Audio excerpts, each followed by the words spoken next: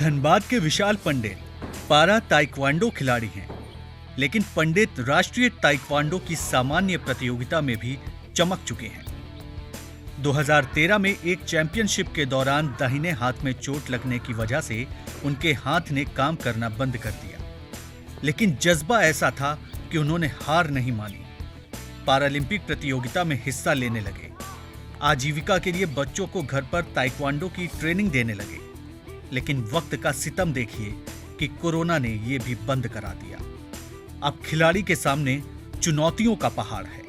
Sir 2020 में जब start हुआ था कोरोना, तब से हमारा सभी कोचिंग क्लास बंद है और हम लोग कमा करके खाते थे, लेकिन तब से बंद होने के कारण कोई काम नहीं हो पा रहा है और अब तक बंद है, जिस कारण से हमारा इतना पैसा है नहीं कि चलेगा घर। भूली बस्ती के रहने वाले विशाल कुमार पंडित का चयन अमेरिका, जॉर्डन, इजिप्ट और हैदराबाद में होने वाली कोरिया मार्शल आर्ट की अंतर्राष्ट्रीय ताइक्वांडो कंपटीशन के लिए हो चुका है, लेकिन गरीबी और सरकारी उदासीनता से वो इसमें शामिल नहीं हो सके। लेकिन अब विशाल प्रशिक्षक के रूप में बच्चों को तराशने में जुट गए हैं, ताकि बच्चों के जरिए अपने सपनों को साकार कर सकें। शुरुआती तो हमारा अच्छा रिजल्ट नहीं था, लेकिन धीरे धीरे समय बीतता गया, प्रैक्टिस के साथ साथ चेंजिंग आया। धीरे धीरे करके स्टेट में मेडल, फिर नेशनल में मेडल आया। इंटरनेशनल के लिए भी हम लगभग 4-5 बार चयनित हो चुके हैं, लेकिन आर्थिक स्थिति खराब होने के कारण इंटरनेशनल चैंपियनशिप में पार्टिसिपेट नहीं कर पाए। हमारा एशियन गेम में भी, एशियन चैंपियनशिप में भी पार्टिसिपेशन के लिए चयनित हो चुके थे, लेकिन आर्थिक स्थिति ठीक ना होने के कारण हम बाहर नहीं जा पाए। विशाल के पिता संजय पंडित कहते हैं कि विशाल शुरू से ही बेहद प्रतिभावान रहा है। उनको जितना करना चाहिए था उन्होंने कर दिया। अब सरकार को भी थोड़ी पहल करने की जरूरत है। हाजिरी में काम करते हैं। तो अभी क्या काम वाम चल रहा है? कोरोना काल के लिए बंद है।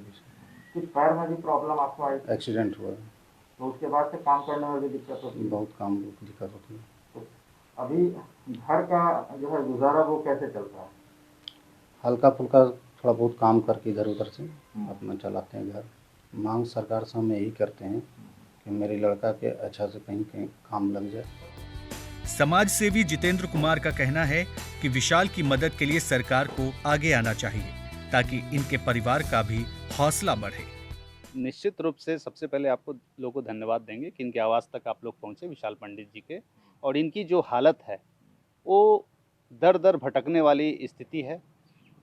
संपन्न गुण से हैं भरपूर, अंतर्राष्ट्रीय स्तर पर भी जा सकते थे, ख्याति प्राप्त कर सकते थे, भारत का नाम रोशन कर सकते थे।